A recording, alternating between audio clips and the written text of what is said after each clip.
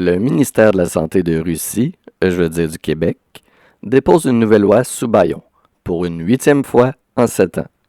La CAQ impose ainsi des diminutions salariales brutales aux médecins, des pénalités excessives s'ils n'atteignent pas des objectifs impossibles et sans ressources supplémentaires.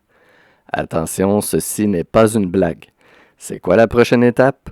On me glisse à l'oreille que le gouvernement prévoit utiliser des contentions physiques pour les retenir dans le réseau. Vous écoutez Réseau Enfer.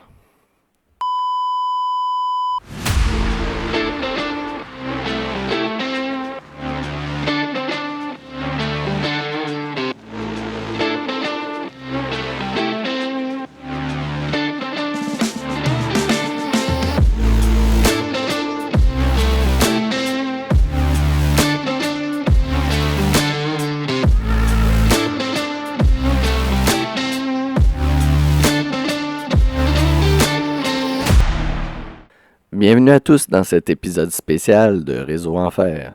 Spécial car on a bousculé la programmation régulière pour vous offrir les réactions de 2 médecins au projet de loi 106, devenu après le dépôt le projet de loi 2, qu'il faut absolument dénoncer.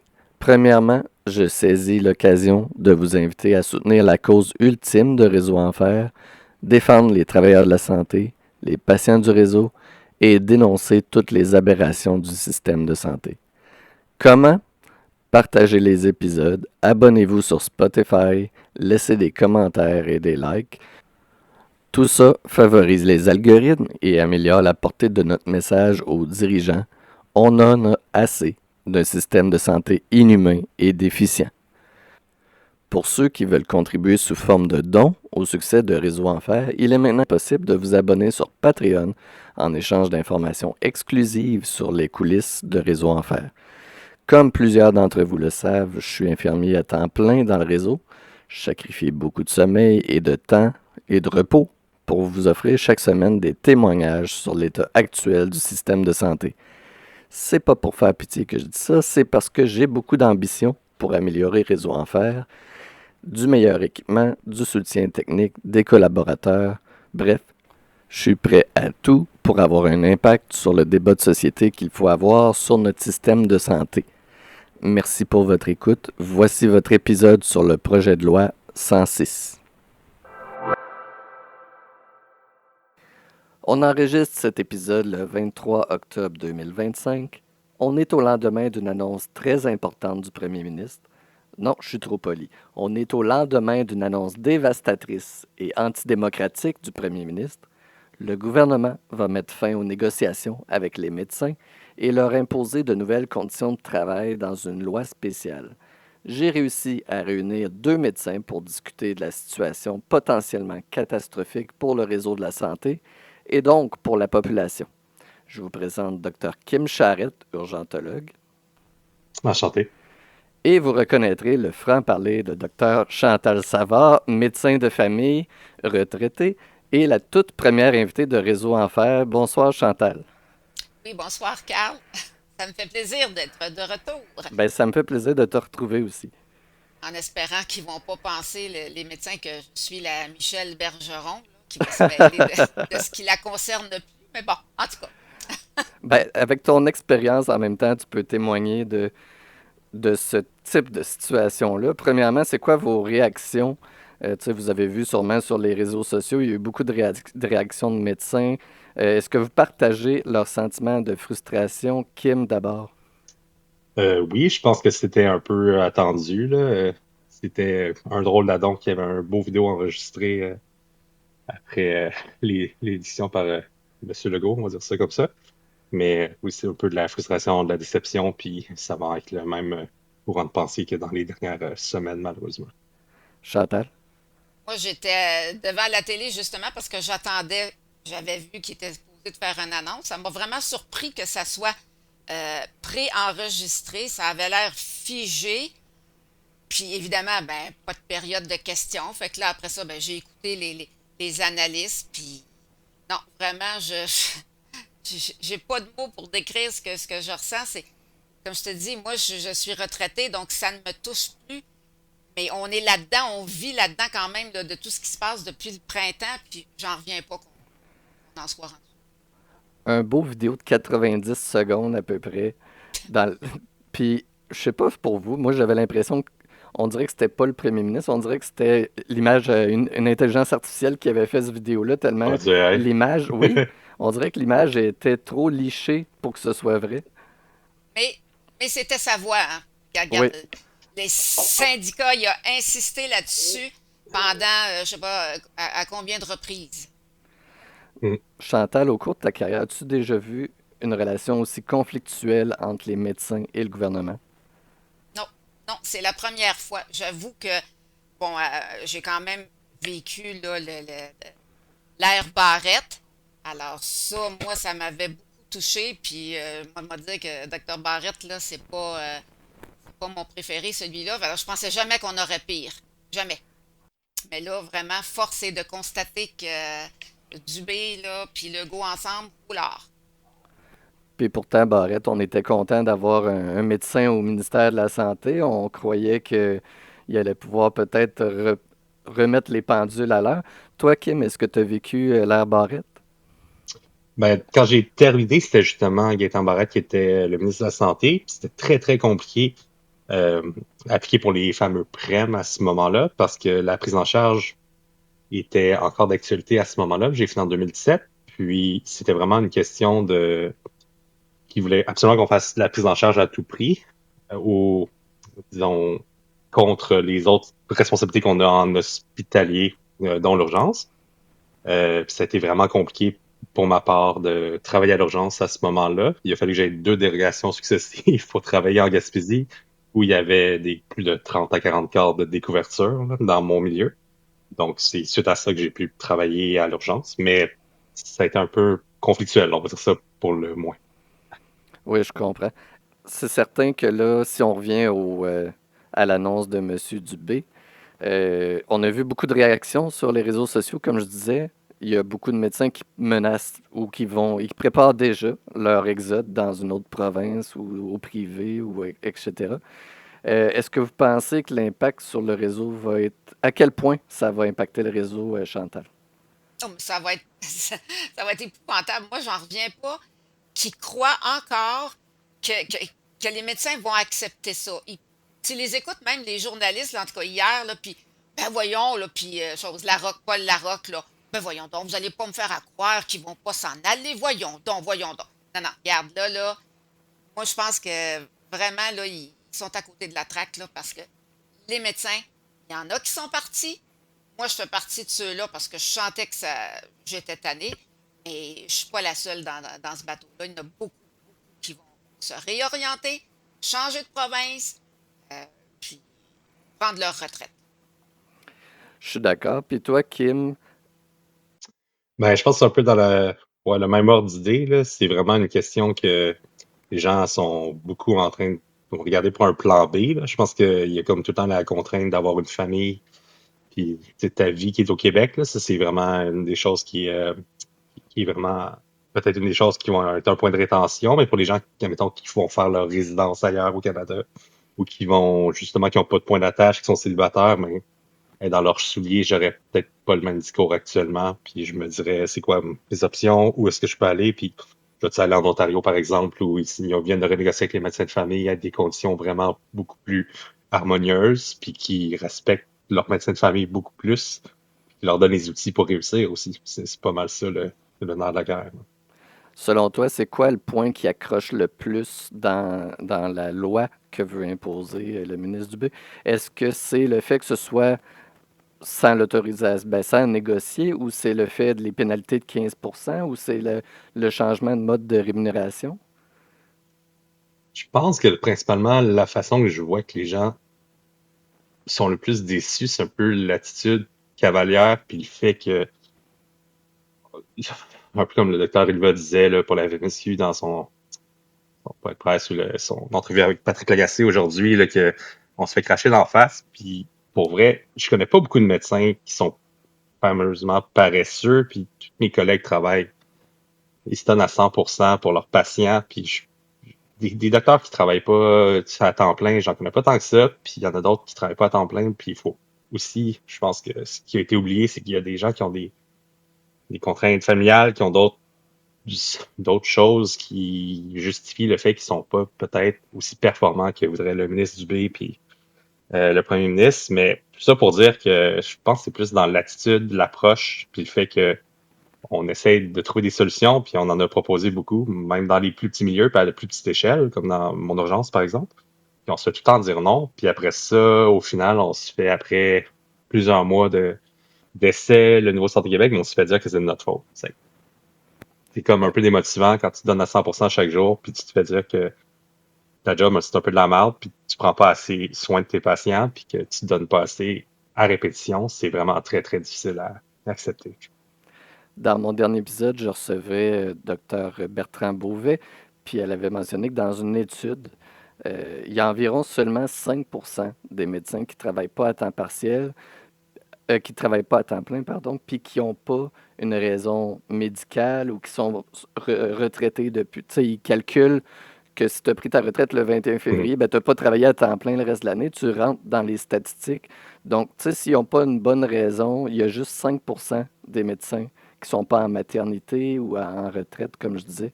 C'est quand même s'acharner sur un petit pourcentage. Puis encore là, on dit qu'ils n'ont pas de raison. Peut-être qu'on la connaît juste pas, leur raison, comme Dr Bertrand Beauvais mentionnait. Peut-être qu'ils ont 3 enfants avec des besoins particuliers puis qui ont besoin d'être plus présents à la maison. On reste dans une société libre, puis on peut faire nos choix de vie aussi. Qu'est-ce que tu en penses, Chantal? Je suis parfaitement d'accord avec ça. Puis, moi, je vais te dire, là, regarde, c'est pas possible. Le nombre de publications que j'ai vues, tu sais, d'implorations qu'on faisait là, envers Dubé, là, vous pouvez pas faire ça, On peut pas être sourd puis aveugle à ce point-là. C'est volontaire, son affaire. Là. Puis, il y a un agenda caché. Puis, l'agenda caché, c'est simple. Là, il faut qu'ils récupèrent de l'argent parce qu'ils en ont gaspillé en veux-tu, en v'là. Puis, c'est À coup de l'argent des milliards. contribuables à coup de milliards. Puis que là, ils sont pris. Les coffres sont vides. Alors, tiens, bon, profitons-en. D'abord, Legault a une dent contre les médecins. Fait que parfait, là l'occasion. Moi, je vais pouvoir les mettre au pas. Je vais leur demander des cibles inatteignables. Ils ne seront pas capables. Fait que là, le système va planter parce qu'il sait qu'il va planter. Anyway, il il peut pas promettre un médecin à tout le monde. Ça va coûter ben trop cher. Il n'a pas d'argent. Fait que ça, là, c'est une façon déguisée de remplir les coffres.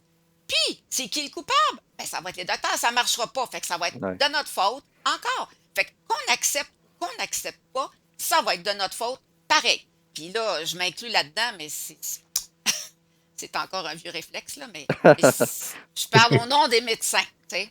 Ben oui. Euh, Écoute, c'était impossible que vous l'acceptiez. Cette offre-là était tellement ridicule. Euh, Selon les études encore de Dr Bertrand Beauvais qu'elle a citées, ça pourrait équivaloir à des diminutions de salaire allant jusqu'à 40% pour une pratique normale.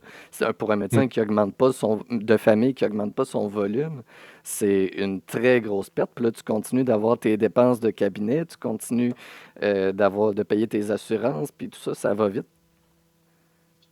Je pense qu'en effet, il y avait aussi je sais qu'autour le taux horaire, il parlait de comme 26 $ et 30 $ là, pour commencer, ce qui, je veux dire, ça n'a aucun sens quand faut que tu fasses rouler une business, admettons, tu as ton bureau, puis tout ça, là, hormis les patients que tu vois en plus, là, qui sont un peu, qui augmentent un peu le tarif horaire, mais c'était déjà une division significative.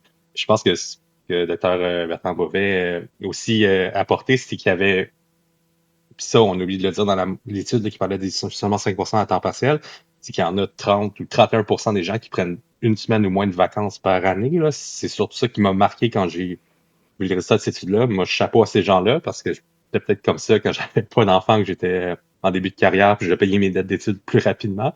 Mais c'est incroyable. Là. C'est des gens qui sont incroyablement dédiés à leurs patients, puis qui sont 358 jours par année au travail. Là. C'est que ça, c'est plus ça qu'on devrait peut-être souligner que la diligence, puis l'implication de soi, puis le don de soi, puis la vocation que ces gens-là démontrent, plutôt que taper sur les 5% qui, justement, ont peut-être d'autres particularités qui font en sorte qu'ils ne peuvent pas être au chiffre que le ministère ou que le gouvernement veulent. Puis c'est pas pire non plus, parce que ces gens-là qui même s'il travaille, mettons, 160 jours par année pour parler, mais il voit quand même 160 journées des patients. Là. C'est plus, si ces gens-là ne voient pas de patients, ben, ils n'ont pas vu ces patients-là. C'est un peu plate et dichotomique de dire qu'ils font pas leur job correctement.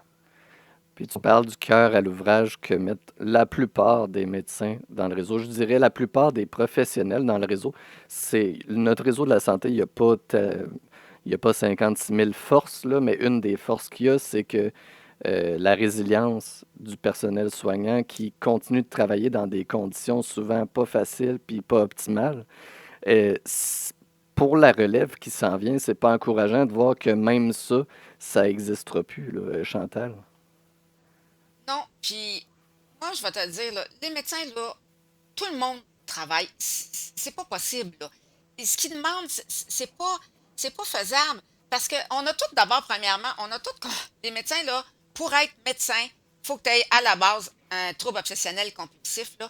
On est tous des perfectionnistes. Fait que, déjà, en partant, tout le monde travaille fort. C'est l'organisation qui est pas là.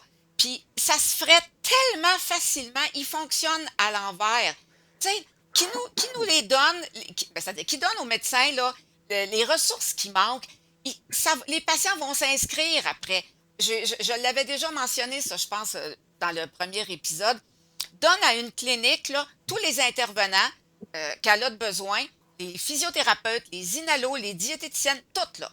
Fait que là, le médecin demeure le chef d'orchestre, il fait son évaluation, puis là, après ça, il peut référer au lieu d'être pris lui-même, parce que c'est pas tous les patients qui ont des assurances. Fait que là, la première question qu'il faut que tu demandes, bon, avez-vous des assurances? Non? OK. Fait que là, si c'est un cas musculo-squelettique, bon, ben là, ah ouais, à quatre pattes à terre pour démontrer les exercices, tu fais ça du mieux que tu peux. Tu es pris pour suivre le patient après ça pendant, je sais pas, régulièrement à tous les semaines. Alors que si on pouvait après ça les référer, ils seraient pris en charge, les patients. On n'aurait pas besoin de loi, ça se ferait tout seul. Mais non, il aime mieux fonctionner. Puis regarde ça, là, fais le décompte des lois.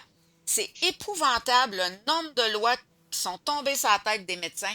Moi, j'en reviens pas. Ça me sort, je comprends pas.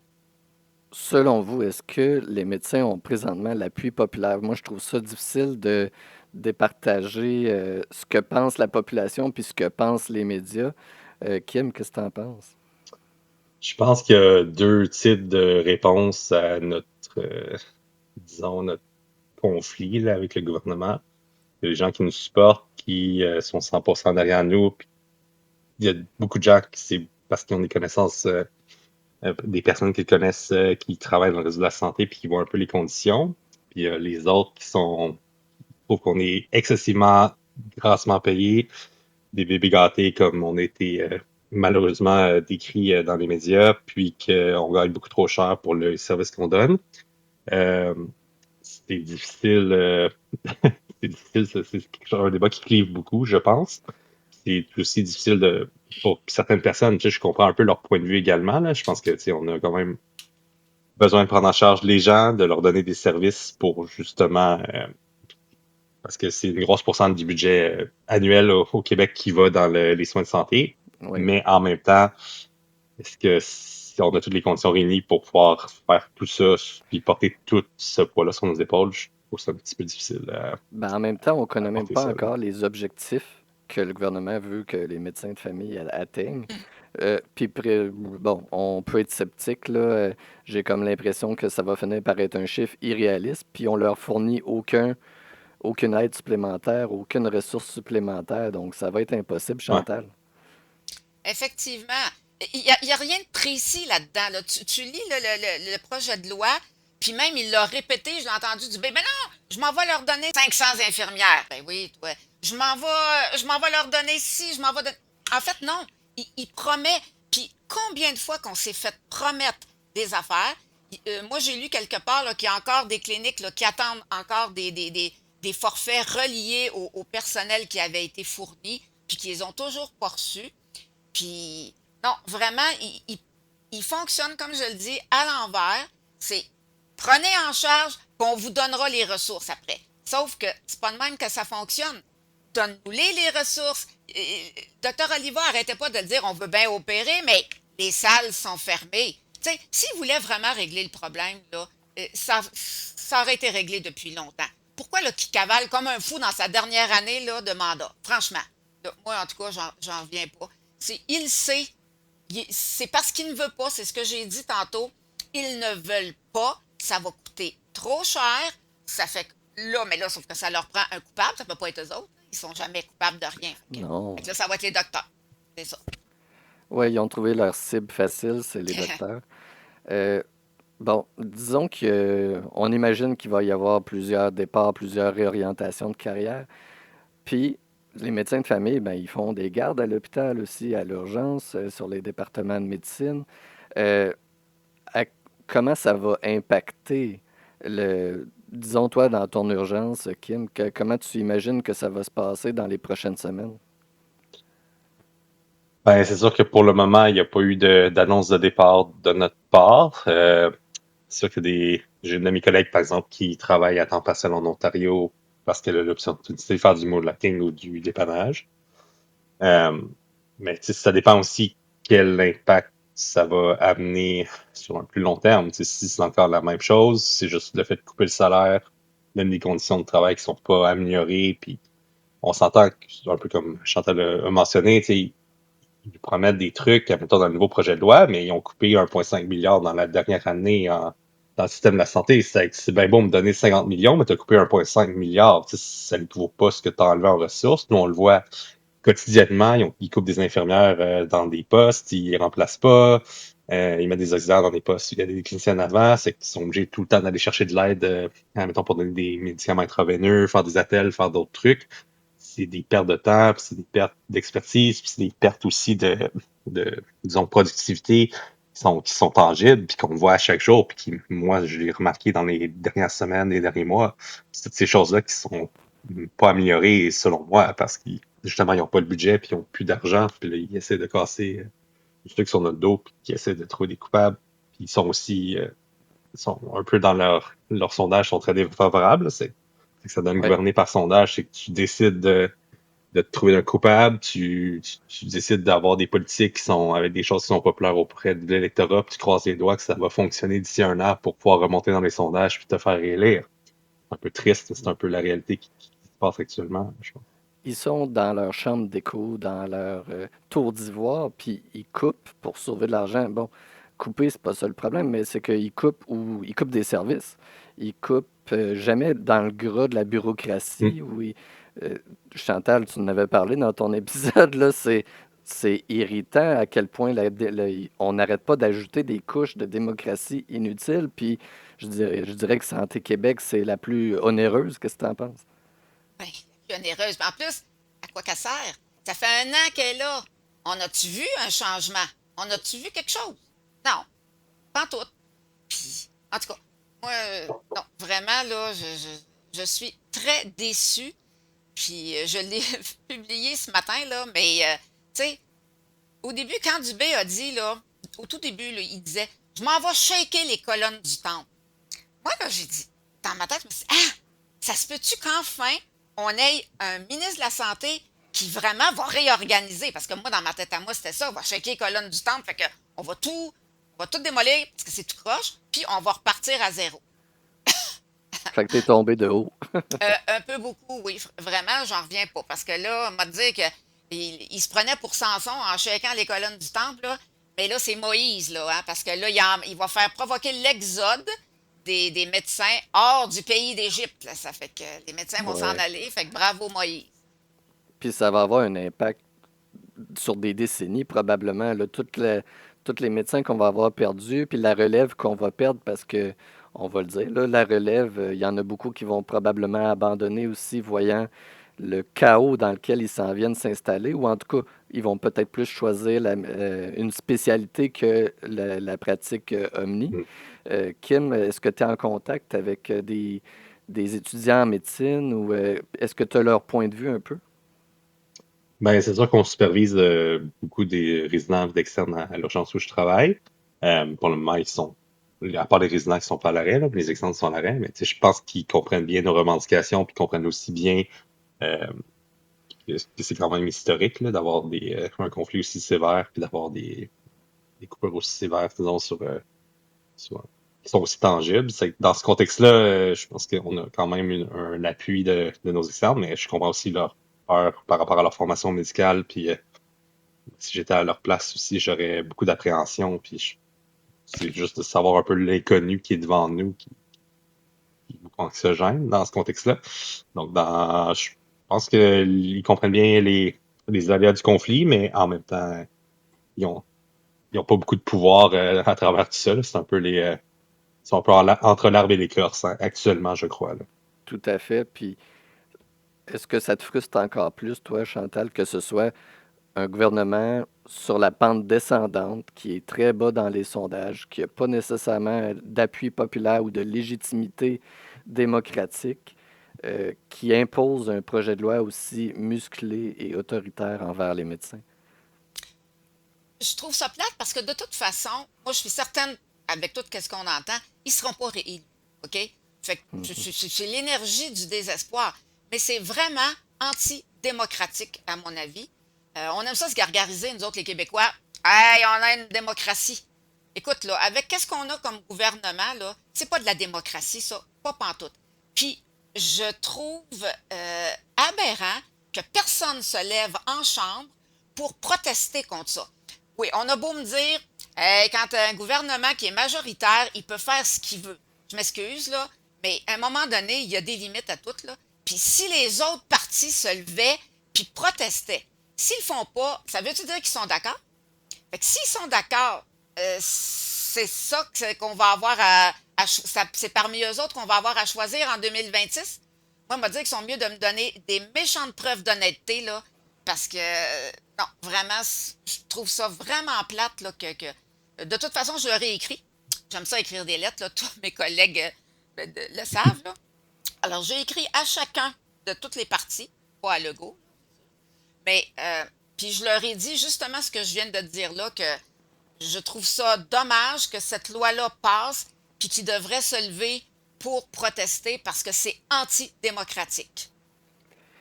Je Voilà. sais que justement, tu as beaucoup de lettres ouvertes que tu avais essayé de médiatiser, tout ça. Est-ce que tu as eu des développements de ce côté-là où ça fait la sourde oreille dans tous les partis politiques puis dans les médias? Non, non, tu reçois juste la belle petite phrase qui a l'air automatique, là. Nous avons reçu votre message, puis bon, rien de ça. Mais là, regarde, Un à un accusé de moment de... réception. Hein? Oui, c'est ça, accusé de réception. Mais bon, de toute façon, là, je leur ai envoyé cette lettre-là, mais je vais ressortir celle que je leur avais envoyée au tout début. Puis je vais la retourner là pour parce que là, ça peut pas continuer comme ça. C'est pas de la démocratie. Puis il va falloir que le système change, qu'on soit pas capable de d'émettre un gouvernement. Il reste un an, puis il faut encore l'endurer pendant un an sous prétexte qu'il est majoritaire. Ça marche pas ça. Moi, je trouve que c'est pas un bon système électoral. En fait, il était majoritaire il y a 3 ans. Aujourd'hui, il n'y aurait aucun député d'élu, là. Fait que ça ne Hmm. fonctionne pas, notre système. Kim, bon, Oui. le gouvernement nous dit qu'il veut faire des économies. C'est comme ça qu'il présente, hein. Les médecins coûtent beaucoup trop cher. La question salariale. Les médecins ne demandaient pas des sommes exorbitantes, je pense. Là. C'était, tu sais, on voulait peut-être l'inflation, puis on voulait simplement pas des pénalités.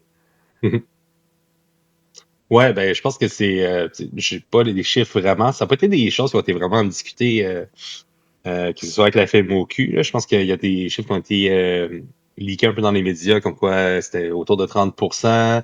Finalement, Dr. Oliva a parlé plus de, tu sais, 17% pour suivre un peu ce que la fonction publique avait. Tu sais, c'est un peu de la négociation rendue là, là. Tu demandes Oui, toujours plus que ce que tu veux parce que tu ouais. vas finir au milieu. Puis je pense que c'est de bonne guerre. Ce que Tu sais, tous moi, les je pense syndicats font, là, pas juste les syndicats ouais, de c'est pas juste médecins. les docteurs en général. Tu sais, je comprends qu'on est quand même, pour les gens, ça dépasse un peu l'entendement, parce que c'est sûr, quand tu dis 17% de 400 000 si tu veux parler pour parler, mais c'est quand même un montant significatif là, d'augmentation, mais ça fait au moins, moi pour ma part, j'ai fini en 2017, là, puis ça fait depuis au moins 10 ans que je pense que les tarifs n'ont pas été majorés, surtout pour les gens qui ont des cliniques.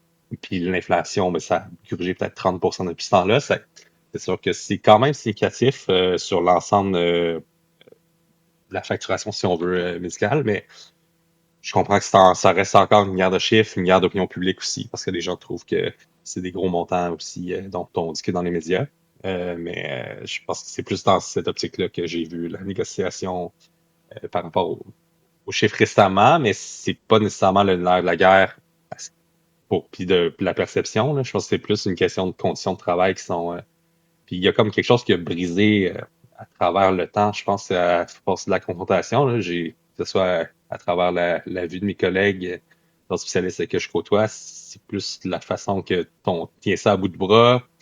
Tu mets du scotch tape puis du duct tape un peu partout pour tenir les, les choses qui sont en train de briser à travers l'hôpital. Puis tu tiens ça un peu le mieux que tu peux. Puis là, tu te fais encore plus taper sur sa tête.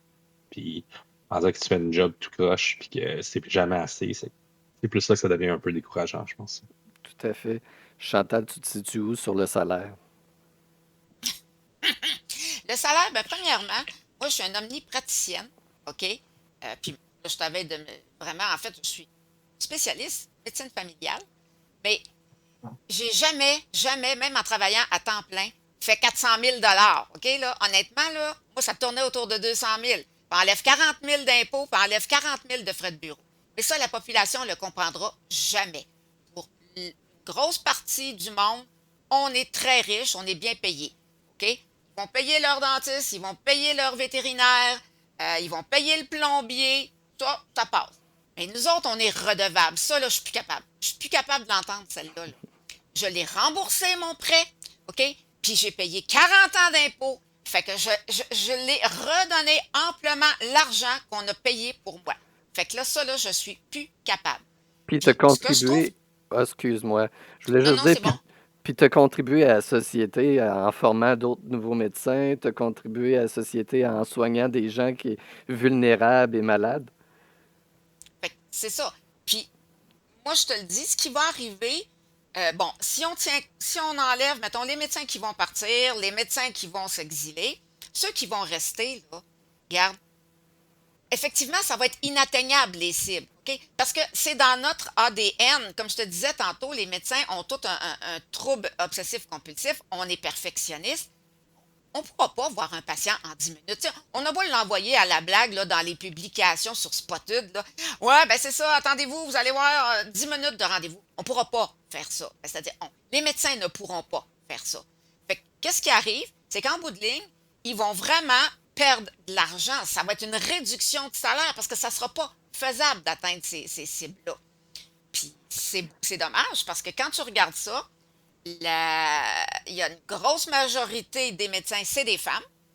OK? Fait que c'est très proche d'arriver puis de dire on pourrait très bien accuser ce gouvernement-là qui est misogyne en plus. OK? Mhm. Regarde, il s'est débarrassé de tous ses ministres qui étaient femmes, tu sais, fait que, à part Guilbeault. Fait que là, tu sais, facile, pas loin là, de dire que c'est un gouvernement misogyne en plus Oui, d'être puis il y a un autoritaire. historique avec les infirmières aussi. Euh, si on parle de justement des cibles qui sont en fait collectives, c'est quoi l'idée de vouloir avoir des cibles collectives, Chantal? Ça, premièrement, je trouve ça ridicule, là, parce que, comme je disais, moi, perso, dans les 7 dernières années, je travaillais à temps partiel, ma pré-retraite, que j'appelais. OK? J'aurais fait perdre de l'argent à ma clinique, moi, là, avec 3 demi-journées par semaine de 100 rendez-vous. Fait que, tu sais, peu importe les raisons. Puis en plus, tu sais, ils vont mettre en charge un médecin dans la clinique de distribuer la cagnotte aux autres docteurs. La chicane qu'il va prendre là-dedans, ça n'a pas de bon sens, ça. Fait que ça, c'est ridicule. Non, mais les médecins, en étant payés à l'acte, c'est déjà de la performance. T'as pas besoin d'en rajouter d'autres. Fait que c'est pas ça le problème. Oui, on est tous d'accord. Puis moi, la première, là, j'aurais aimé de mon temps que la facturation soit beaucoup plus simplifiée qu'elle l'est là. OK? Bon. Fait que, oui, qui modifie la facturation, mais qui coupe pas d'un salaire comme ça n'a pas de bon sens, ça, là. En tout cas, je suis vraiment, vraiment très déçue. Kim, si tu te mettais dans la peau d'un médecin de famille, est-ce que tu accepterais la responsabilité de répartir les sommes entre les médecins partenaires? Je trouve que De toute façon, j'ai comme de la misère à concevoir comment ils vont être capables de documenter ça, là. Je trouve que leur cible avec l'affaire de voir X nombre de patients, puis tu sais, nous, à l'urgence, moi, je fais juste de la pratique de, juste médecin famille à la base, mais je fais juste de la pratique à l'urgence, puis OK. tu sais, leur cible, c'était de voir tous les patients en bas de 90 minutes, là. Je sais pas s'ils savent, si ça a juste comme, juste dire ça, je trouve ça ridicule dans ma tête, mais pour me rendre compte, c'est pas, tu sais, des fois, les gens sont même pas triés en 90 minutes, là. C'est que ça donne une idée parce qu'il y a trop de monde. Puis, tu sais, on n'est pas tributaire de combien il y a de patients qui se présentent dans une urgence dans une journée donnée, ça n'a aucun sens. Mais c'est tous des facteurs qui, justement, font en sorte qu'ils peuvent diminuer notre salaire parce que on n'aura pas été assez performant selon leurs critères qui sont inatteignables, comme disait Chantal. C'est plus des choses qui, je sais pas comment ils vont faire, je sais pas comment ils vont instaurer ça. Ils ont sûrement des plans un peu farfelus dans leur tiroir encore. Ils vont nous sortir et nous exposer bientôt, parce que je comprends. Donc c'est vraiment, tu sais, moi je pense, puis c'est justement, ce qui est plate dans ce système-là, c'est que ça va nous faire en sorte que est-ce qu'on il y a tu vas avoir de la discrimination pour les embauches? Il va tu sais, à long terme, tu vas dire ouais, tel patient va tel pas de patient, tel docteur, est-ce que c'est un docteur qui est plus à risque de prendre plus une pratique qui a des patients qui sont vulnérables, donc elle va prendre son temps, donc on va moins recruter des patients des docteurs comme ça a comme pas de bon sens. Là. Tu sais, rendu là, c'est Ouais. qu'on va choisir, puis on va faire de l'eugénisme médical, de choisir des docteurs qui vont faire des consultations d'un bobo, un problème, une consultation, tu reviendras me voir la semaine prochaine, puis on va y aller à coup de 10 minutes. C'est pas ça qu'on veut, puis c'est pas du tout ça qu'on envisage en homéopathie, je pense.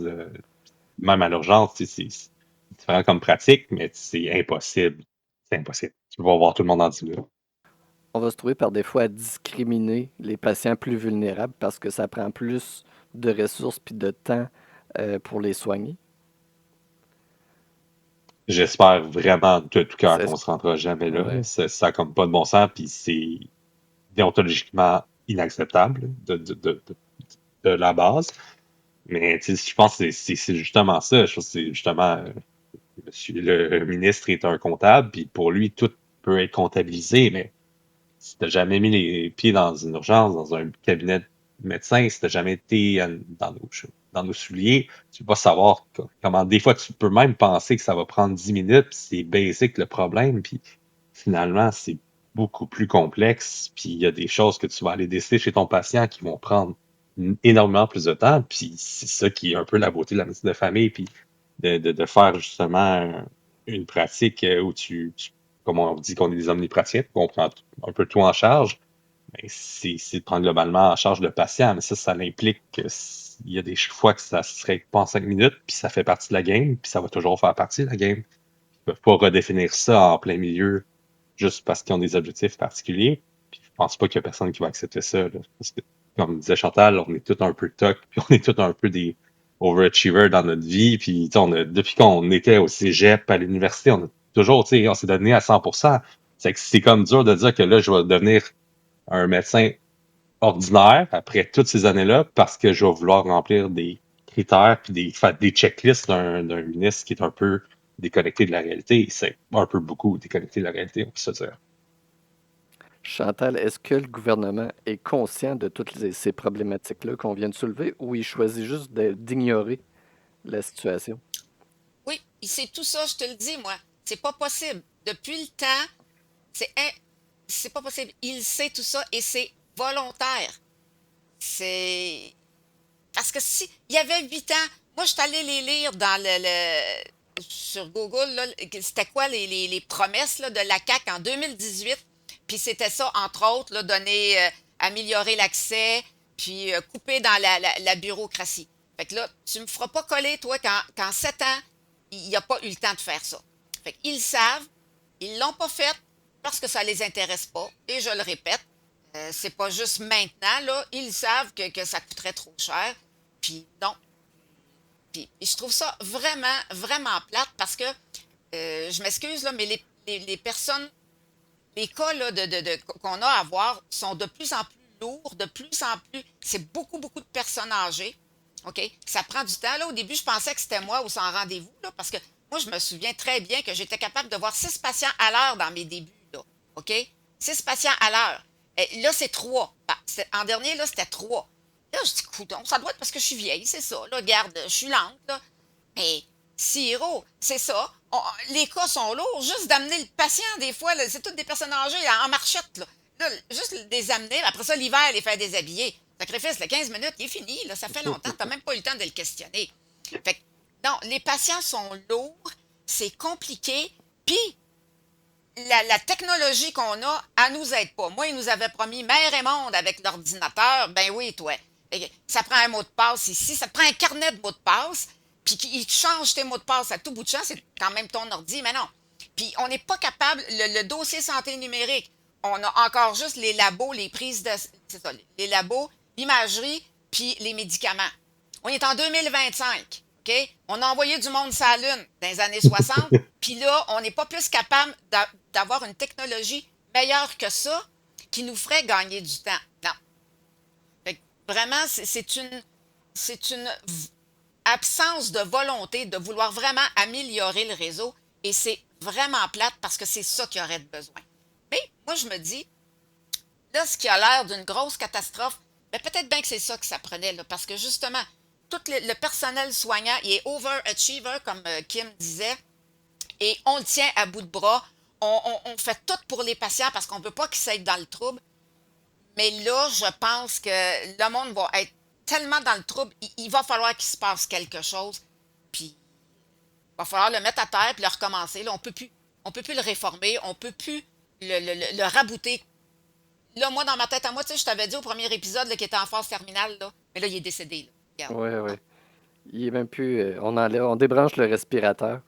Hum, Je mentionnais tantôt la force du réseau, moi, selon moi, c'est la résilience des travailleurs de la santé. En voyant plusieurs qui vont abandonner ou qui vont changer leur orientation professionnelle, on risque de voir le vrai visage du réseau de la santé sans ceux qui le soutiennent. Euh, à l'urgence, Kim, ça pourrait représenter quoi de voir juste quelques personnes qui quittent? Ben, de notre côté, c'est déjà un équilibre qui est excessivement précaire, là. Tu sais, si, par exemple, les infirmières faisaient pas de temps supplémentaire dans mon urgence, ça tiendrait pas, là. Ça tomberait en ruine, là. Je veux dire, moi, puis j'ai mon chapeau à mes collègues là, qui travaillent 16 heures de suite, parce que je serais jamais capable de faire ça, là, juste de me concentrer 16 heures de suite. Mon hamster, il est pas assez, il est pas assez performant, on va dire ça comme ça. Mais tu sais, c'est plus une question, c'est un cercle vicieux, hein. Tu sais, c'est tout le temps, on tient tout à bout de bras. Après ça, quelqu'un lâche parce que c'est rendu trop difficile. Ça met plus de stress, de responsabilité, puis de pression justement sur les autres qui restent en place. Puis là, après ça, ben tranquillement, ça se dégrade, puis ça vient comme un peu trop manger de l'intérieur, puis les gens sont un peu plus sous pression, puis c'est comme ça que si les gens lâchent, puis qu'ils se réorientent, puis qu'ils S'il y quittent a un le domino navire. qui tombe, ça peut faire tomber les autres. Toute la pyramide. Puis, tu sais, à un moment donné, moi, ce que j'anticipe, puis ce qui serait vraiment en poche, puis on le voit dans des places qui sont un petit peu moins. Tu sais, Montréal, c'est un petit peu moins le cas parce qu'il y a beaucoup de travailleurs, puis il y a disons, les gens veulent rester à Montréal, si on veut démographiquement, mais dans les régions ou dans les urgences, il y a des demandes de dépannage à tout bout de champ.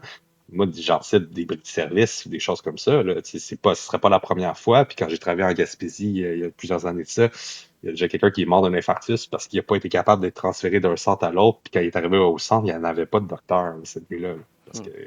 qu'il est en bris de service. C'est des choses qu'on pourrait éviter puis qui sont tellement précaires. Puis ça va juste accentuer la pression sur toutes ces petites affaires-là aussi sur le side. Là. Chantal, des médecins, c'est supposé être des travailleurs autonomes.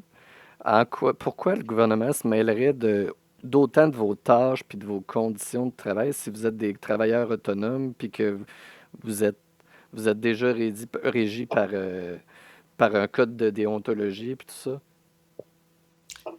Je suis plus trop certaine là, qu'on est vraiment si autonome que ça, là. Mais c'est ça. Euh, pas avec la manière que c'est rendu là. Là, on a un système qui ressemble drôlement au communiste, là. Mais en tout D'ailleurs, cas, as-tu c'est sûr. vu ce soir sur les réseaux sociaux, François Legault a mentionné qu'il voulait sortir d'autres lois pour empêcher l'exode des médecins. Est-ce que tu as vu ça? oui, j'ai vu ça, puis en tout cas, moi, franchement, c'est pas possible, ça non plus.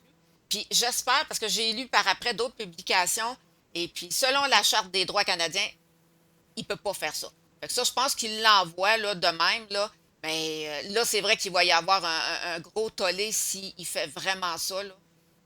Je pense pas qu'il aille jusque-là. Parce que là, la Mettre prochaine des lois, étape, c'est de vous attacher sur vos bureaux, là.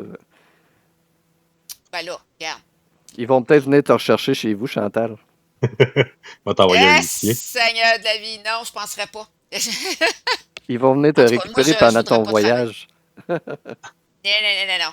Mais c'est vraiment dommage pareil parce que, tu sais, tu disais tantôt, les médecins sont résilients, là. Mais à un moment donné, il y a un bout à tout, là. Puis, moi, Mhm. je trouve ça plate parce que, regarde, tu vois, ils veulent qu'on voit encore plus, qu'on travaille encore plus, que les médecins voient plus de monde, qu'ils travaillent encore plus. Mais déjà, j'ai toujours trouvé que c'était un petit peu ridicule, cette mentalité-là, là. Tu sais où que c'est écrit, ça, qu'un médecin, ça doit travailler 20 heures par jour? Hein? euh, qui doit pas prendre de vacances, doit pas manger, doit pas aller aux toilettes quasiment. Là. Bon, tu sais, à un moment donné, là, euh, tu prendrais-tu l'avion, toi, avec un pilote là, qui a pas dormi pendant 24-36 heures? Non. C'est Ben, en ça. fait, c'est simple. Et Ils puis, demandent ça pour compenser toutes les faiblesses du réseau parce qu'ils sont pas capables de bien le gérer. Fait qu'ils lancent ça sur vos épaules. ben oui, ils sont pas capables de bien le gérer, là. Mais entre toi et moi, tout ce qu'ils ont à faire, c'est de se poser la question, OK, le monde s'en va, on n'est pas capable de les garder, pourquoi? Hmm. Puis là, après ça, tu fais ce qu'il faut pour les garder. Tu sais? Mais non, au lieu de faire ça, il aime mieux taper sur le pauvre personnel soignant qui reste à coup de loi, à coup de règlement. Puis vous autres, ben, vous allez travailler pour deux, on en a perdu, fait que vous allez travailler. Il fonctionne à l'envers, c'est pas possible. Kim, toi, est-ce que tu te sens comme un travailleur autonome dans ces conditions-là? Tu sais, c'est plus une question, comment je dirais ça? Je pense que ça, c'est une des choses que les gens comprennent pas beaucoup, là. Je pense que historiquement, on est travailleurs autonomes. Ils ont eu beaucoup de moments où ils ont parlé de nous mettre justement employés de l'État. Moi, je pense que la plus belle chose des travailleurs autonomes, c'est justement quand il y a des choses qui sont comme discordantes comme ça. Je me ferai jamais dire que j'ai pas été loyal envers mon employeur, là, si je décris des situations qui sont inacceptables. Puis ça, c'est un filet de sécurité que je pense qui est vraiment important. Pour ce qui est de tout ce qui est travailleur autonome, puis la facturation puis être employé, ça, c'est un autre débat, mais c'est soit un ou l'autre, là. Ça peut pas être les deux en même temps, puis on choisit, on fait du cherry picking de ah ben ça c'est correct, mais là on veut pas leur payer de fonds de pension, c'est que là, ils vont rester travailleurs autonomes, mais là on veut pas qu'ils gagnent trop, c'est qu'on va leur couper leur facturation.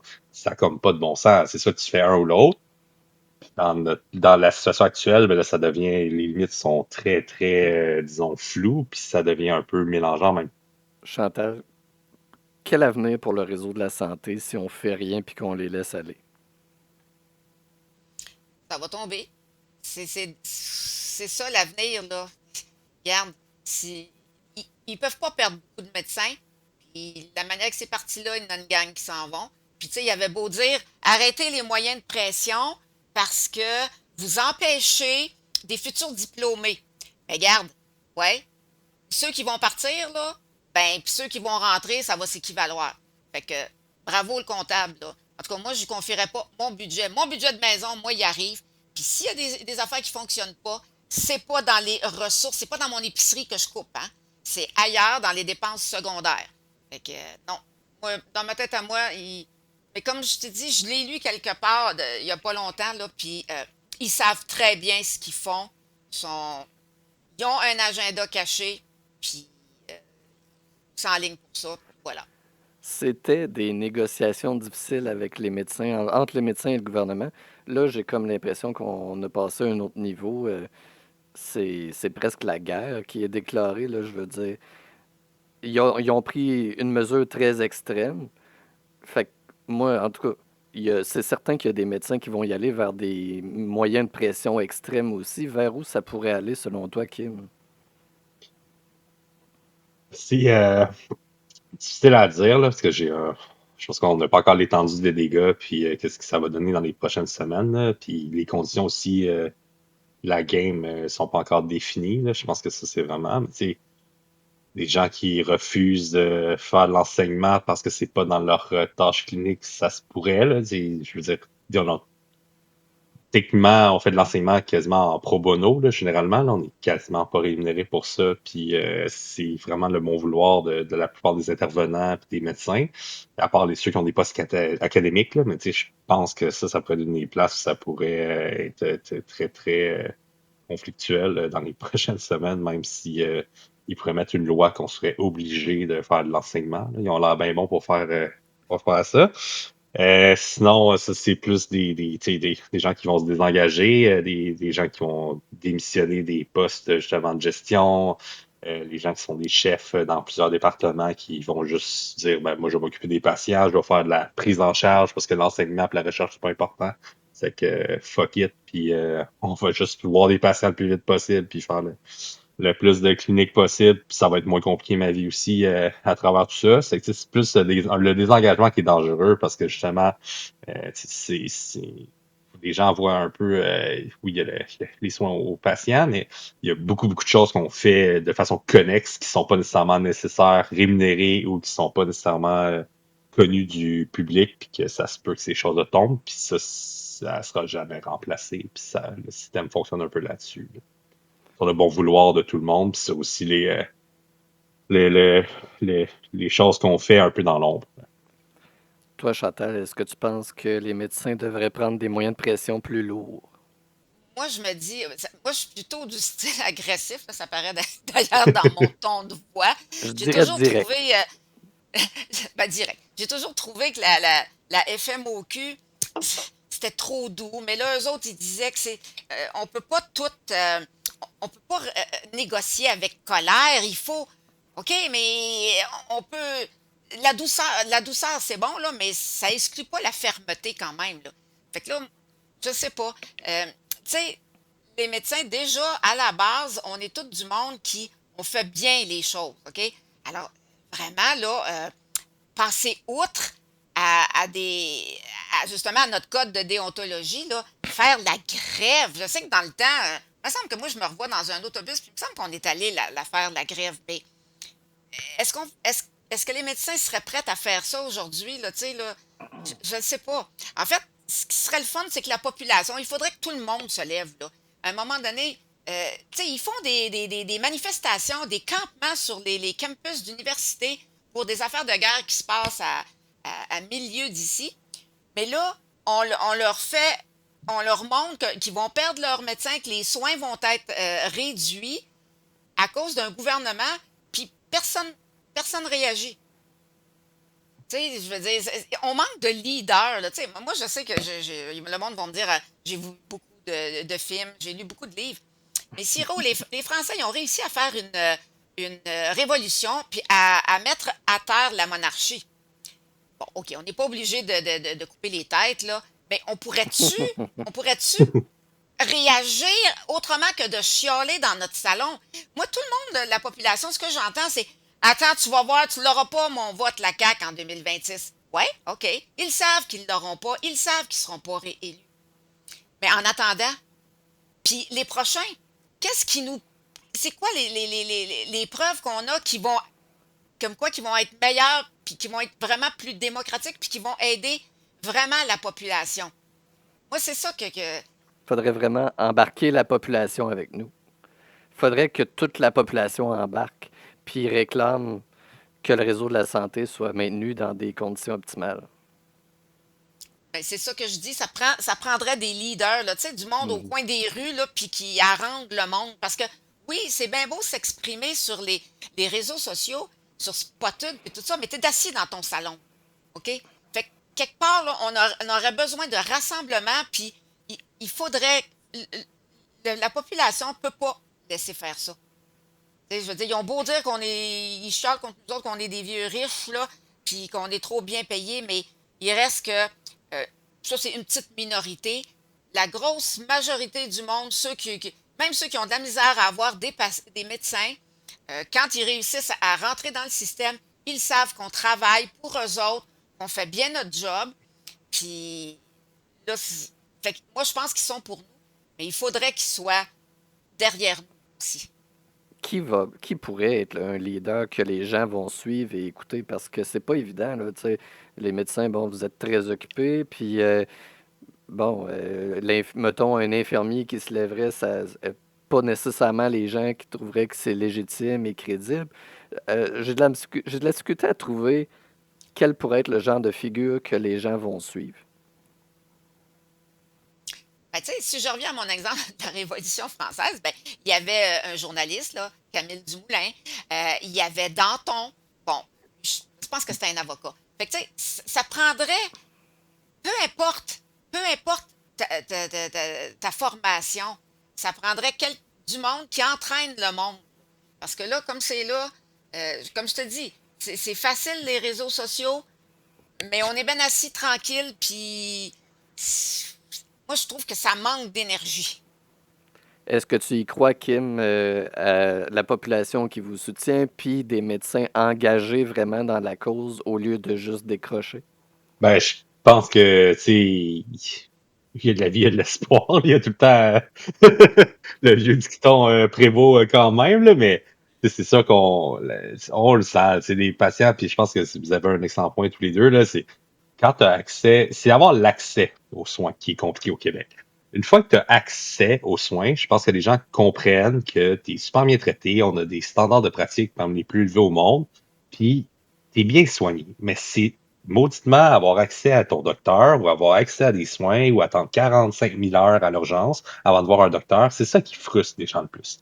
Puis je pense que les gens, il y en a une bonne partie, comme Chantal disait, qui sont de notre côté, puis qui voient, puis qui ont un contact avec le système de la santé d'une façon ou d'une autre, puis qui savent que justement, on se donne à 200%, puis que c'est justement quand tu as accès aux soins, tu es bien traité, puis mais il y a tout le temps la petite contrepartie qui dit que c'est donc bien compliqué, puis qui focus là-dessus, puis ça, c'est un peu avec les réseaux sociaux un peu partout aussi, là, d'avoir des gens qui sont pessimistes ou des trolls ou des gens qui sont pas vraiment, qui sont pas dans leur bonne identité, qui font des commentaires désobligeants. Mais je pense que est-ce qu'on peut trouver quelqu'un qui va nous représenter tous? C'est une excellente question. C'est de voir un peu, tu sais, si c'est un influenceur à la limite, ça, c'est des gens on est rendu en 2025, là, tout s'équivaut, là. Il y a des gens assez connus sur les plateformes de réseaux sociaux qui pourraient peut-être, tu sais, comprendraient bien le conflit. Tu sais, c'est une bataille un peu d'opinion publique rendue là, là. Je pense que c'est un peu comme M. Legault a dit hier, là, n'écoutez pas les mensonges qui seront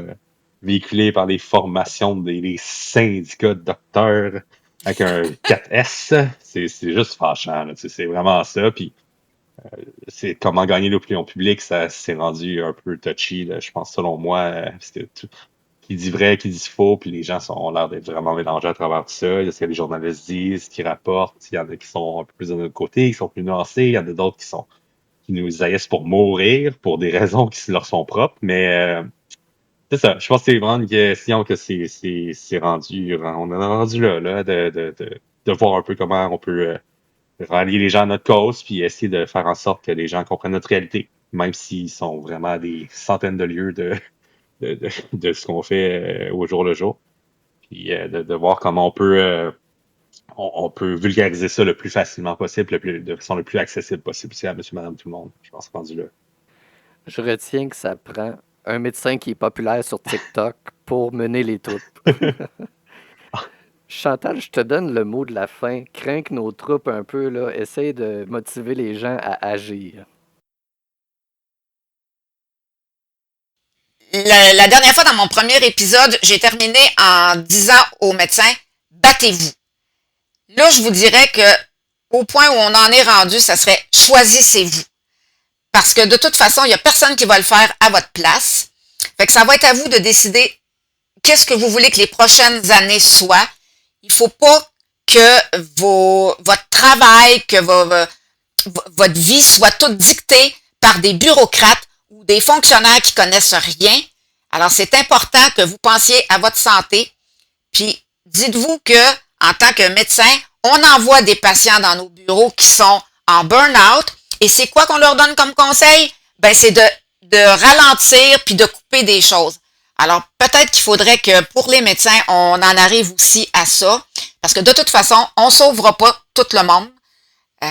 Donc, si on veut être capable de bien soigner, il faut d'abord être bien dans notre Non, peau. mais Ouais. c'est un bon point. Je pense que, tu sais, moi, ce que j'ai réalisé à travers tout ça, puis à travers l'adversité des dernières semaines, c'est que, tu sais, se choisir, c'est important aussi. Puis, tu sais, d'arrêter de tout le temps à compenser, puis de dire que faut que t'en fasses plus, puis que c'est jamais assez, puis que t'es jamais assez. Puis les gens, moi, je peux donner un message à mes collègues docteurs, là, c'est que vous en faites déjà le maximum de ce que vous pouvez faire.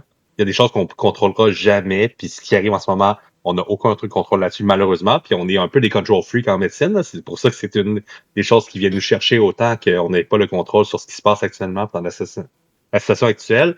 Mais tu sais, pensez à vos familles, pensez, si moi j'ai des jumeaux, là, c'est la priorité dans ma vie, puis ça, je l'ai réalisé encore plus récemment, puis pensez à vos familles parce que justement, quand tout ça va passer, puis que il va y en avoir d'autres de l'adversité dans d'autres cycles, puis d'autres gouvernements, puis d'autres situations problématiques, mais au final, c'est oubliez pas, oubliez pas le plus essentiel dans votre vie, puis que la médecine, c'est une super belle vocation, c'est la plus belle job du monde selon moi encore, mais faut pas que ça soit 100% de votre vie parce que c'est justement quand il arrive des situations comme ça vient démolir, puis c'est tellement difficile de passer au-dessus de tout ça, puis ça vaut pas nécessairement, le jeu n'en vaut pas toujours la chandelle. Puis ça, la CAQ a vraiment réussi à me le faire réaliser assez rapidement. Je vous remercie tous les deux, Kim et Chantal, d'avoir participé à cet épisode improvisé, mais combien essentiel suite aux annonces des dernières heures. Je vous remercie beaucoup. Ben, merci à toi. Merci énormément de l'invitation. Encore une fois, merci à Dr Chantal Savard et Dr Kim Charette pour leur participation spontanée à cet épisode. On a tout organisé en quelques heures car on voulait absolument réagir au dépôt sous bâillon du PL 106. Un projet de loi dont la prémisse est erronée et malhonnête. On l'a démontré dans l'épisode de mardi dernier avec Dr Bertrand Beauvais. Il est faux de dire que les médecins de famille sont fainéants et qu'ils ne performent pas. Il est faux de dire qu'ils veulent plus d'argent. Il est faux de dire que les médecins n'ont pas à cœur le bien-être de la population. Puis ça, tous les professionnels du réseau le savent. Enfin, l'idée d'imposer des conditions de travail sans négociation avec les médecins est tout simplement imbécile, horrible, autoritaire, antidémocratique. Est-ce que vous voulez vraiment que nos gouvernements incompétents et corrompus puissent commencer à prendre ce genre de décisions? En quoi ça va améliorer la pénurie de médecins et d'infirmières? En quoi ça va améliorer la gestion désastreuse de notre système de santé? Poser la question, c'est y répondre. Le réseau va simplement empirer. La semaine prochaine, on revient, si M. Legault le permet, à notre programmation régulière. On va diffuser l'épisode qui devait sortir cette semaine, le témoignage d'une préposée aux bénéficiaires qui, même avec toute la bonne volonté du monde, est incapable de prodiguer tous les soins de base à ses patients à cause de son environnement de travail. Ne ratez pas ça, j'ai même une surprise pour vous. Ici Carl l'infirmier qui vous dit ciao, bonne semaine.